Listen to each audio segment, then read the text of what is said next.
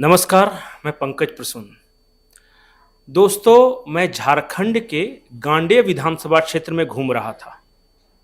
यहां से हेमंत सोरेन की पत्नी कल्पना सोरेन चुनाव लड़ रही हैं। घूमने के दौरान मुझे एक बेहद अफसोसजनक खबर के बारे में जानकारी मिली। हमारे साथ एक निर्दलीय प्रत्याशी हैं, मुफ्ती सईद जी, और इनको तरह तरह से प्रताड़ित किया जा रहा है। पुलिस ने इन पर कई केस ठोक दिया है। लोग दबाव बना रहे हैं, पैसे का लालच दिया जा रहा है, कहा जा रहा है कि तुम अपना नाम वापस लो, और बहुत बड़े बड़े लोग इसमें शामिल हैं। मैं इस कहानी को खुद क्यों बताऊं? हमारे साथ गांडेय विधानसभा क्षेत्र से उम्मीदवार मुफ्ती सईद साहब खुद हैं। ये अपनी कहानी खुद बताएंगे। मुफ्ती साहब, आपका बहुत बहुत शुक्रिया एनएमएफ न्यूज के साथ जुड़ने के लिए। बहुत बहुत धन्यवाद सर कि आपने हमें अपने चैनल पे बोलने का मौका दिया। बहुत बहुत धन्यवाद सर। ये पूरी बात बताइए कि हमें भी लोगों से ही जानकारी मिली थी कि एक कैंडिडेट हैं जो कि निर्दलीय लड़ रहे हैं, उनकी लोकप्रियता है क्योंकि वो समाज सेवा का काम करते रहे हैं, उन्हें धमकी दी जा रही है, प्रताड़ित किया जा रहा है। क्या है पूरा मामला? सर, ये बोलते हुए जब मैं आप ये पूछ रहे हैं तो मैं अंदर से मेरा दिल बहुत रोता है सच। मैं इसको बोल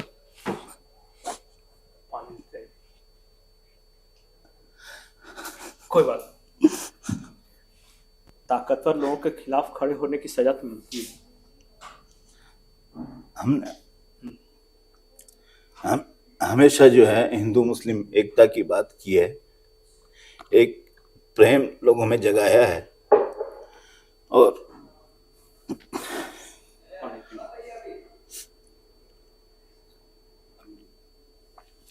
हमेशा मैंने समाज को एक बेहतर कल देने की कोशिश किया है। मैंने लोगों को बताया है कि भाई प्रेम से ही हम लोग एक दूसरे से रह सकते हैं, और समाज सेवा जो हमने की है वो एक दिन की नहीं, सालों साल 2003 से हमने लगातार सबके बीच, चाहे हमारे कोई भी हो, हिंदू भाई हो, मुस्लिम भाई हो, दलित भाई हो, आदिवासी भाई हो, सबको मैं अपना बड़ा भाई समझ के उनका सेवा करता हूँ। कोरोना काल में सब लोग पता नहीं कहाँ थे, किस हाल में थे। मैं जो यहाँ से बाहर रहते थे उनकी भी मैंने जो भी मदद की हो सका उनकी मदद किया। यहाँ लोगों के अपने कंधे पे सामान उठा उठा कर लोगों के घरों तक पहुँचाया, और ऑक्सीजन सिलेंडर जबकि ब्लैकमेल होता था, मैं वो ऑक्सीजन सिलेंडर अपने कंधे पे लेके पहुँचाता था। लेकिन देखिए,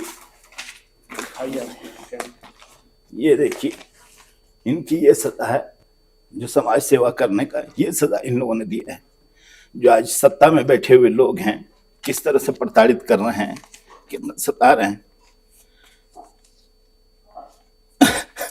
ये नहीं बोलेंगे, मैं बता देता हूं। इनके खिलाफ कई धाराएं लगा दी गई। प्रशासन इनको तंग कर रहा है। ये कह रहा है कि तुम नाम वापस ले लो, वरना तुम्हारे साथ कुछ भी बुरा होगा। झारखंड सरकार के बड़े बड़े मंत्री, विधायक इन्हें धमकी देने पहुंचते हैं, और इन पे धाराएं क्या लगाई गई हैं? 147, 148, 149, 341, 323, 188, 153A, 298, 298, 353, 447, 504, 506, इन पे सामाजिक शांति भंग करने की धारा लगाई गई है।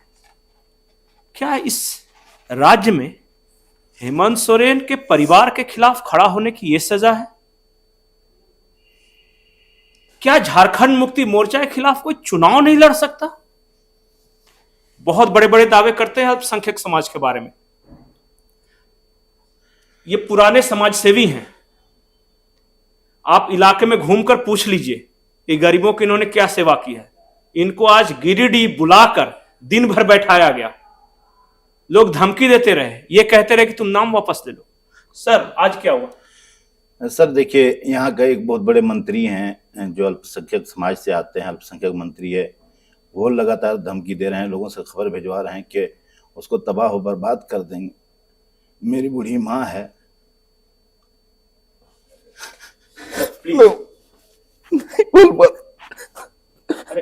वो हर घड़ी होती है।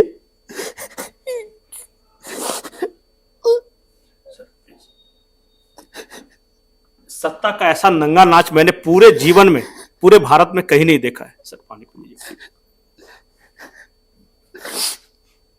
प्लीज।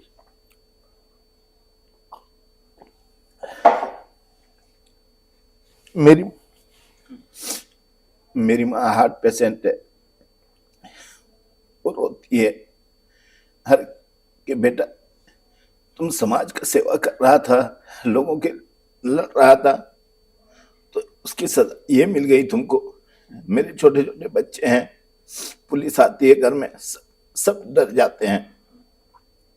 नोटिस पे नोटिस, और फिर हर जगह टॉर्चर कर रहा है। मेरे जितने ताल्लुक वाले लोग हैं, एक एक आदमी को धमकी दे रहे हैं, उनको बुला रहे हैं और अपने जो है पूरे पावर दिखा रहे हैं उनको। तो हमने कहा कि भाई चुनाव तो कोई भी लड़ सकता है ना, ये लोकतंत्र है। लोकतंत्र की खूबसूरती यह है कि हर कोई लोकतंत्र में लड़े। आप भी लड़िए। आप अभी इल्जाम लगाते हैं दूसरे पर कि मेरे पति को भ्रष्टाचार में डालकर, झूठे केस में डालकर जेल में डाल दिया, तो ये काम क्या कर रहे हैं आप?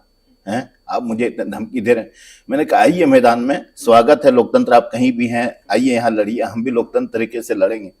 लेकिन एकदम हर वक्त मुझे टॉर्चर कर रहे हैं। मेरे साथ जिसको फोटो देखते हैं, मंत्री जी जो अल्पसंख्यक मंत्री खासतौर से, जूम कर करके उनका नंबर लेते हैं और उनको फिर दबाव बनाते हैं, फिर उनको अपने पास बुलाते हैं।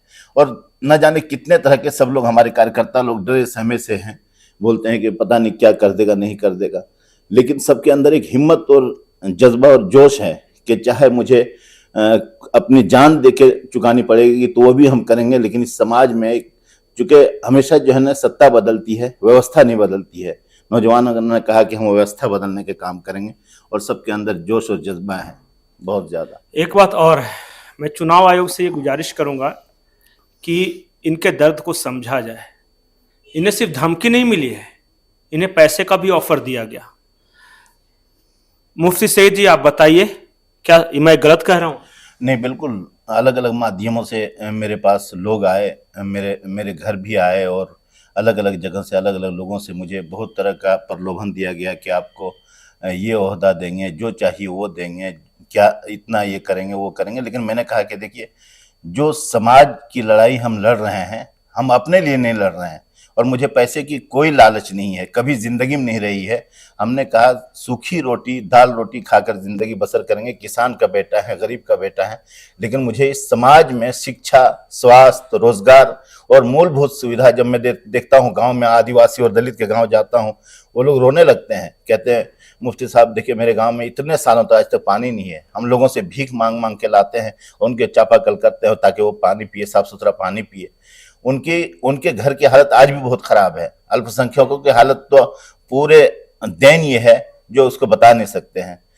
तो ये सारी चीजें जब हमने देखे, तब जाके हमने कहा कि नहीं, अगर इनकी हालत को हमको बेहतर करना है तो सियासत में आकर ही जो उनका पैसा है, उनका टैक्स का पैसा है, उनका पैसा उन पर इस्तेमाल हो। आज क्या है, झारखंड में भ्रष्टाचार चरम पे है। अभी 2 दिन पहले भी आप लोगों ने देखा होगा न्यूज में कि किस तरह से पैसे नौकर के पास निकल रहे हैं।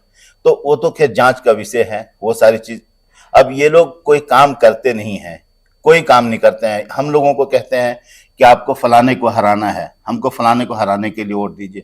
हमने कहा कि देखिए, राजनीति में किसी को हराने के लिए अगर आप वोट करते रहेंगे तो कभी भी आप विकसित नहीं हो सकते हैं, किसी भी क्षेत्र में नहीं। आपको अपना अधिकार इस लोकतंत्र में लड़ के लेने का बाबा भीमराव अम्बेडकर ने अधिकार दिया, उससे लड़ के लीजिए और एक बेहतर माहौल में चुनाव करिए और लड़िए। तो हमें लगता है कि तब जाके एक परिवर्तन आएगा और लोगों में जागरूकता भी आएगी। हम हिंदुस्तान के दर्शकों को विश्वास दिलाते हैं कि हम लोकतंत्र का चीरहरण नहीं होने देंगे। इस तरह खुलेआम धमकी, पैसे का प्रलोभन कैंडिडेट खुद बता रहा है, और तो और प्रशासनिक अमले द्वारा दबाव, और यही लोग लोकतंत्र की दुहाई देते हैं। हमें आपकी प्रतिक्रिया का इंतजार रहेगा। कमेंट सेक्शन में जरूर बताएं कि हेमंत सोरेन की पत्नी कल्पना सोरेन और उनके लोग एक उम्मीदवार को किस तरह धमकी दे रहे हैं। लोकतंत्र का असली चीरहरण यहां हो रहा है। नमस्कार।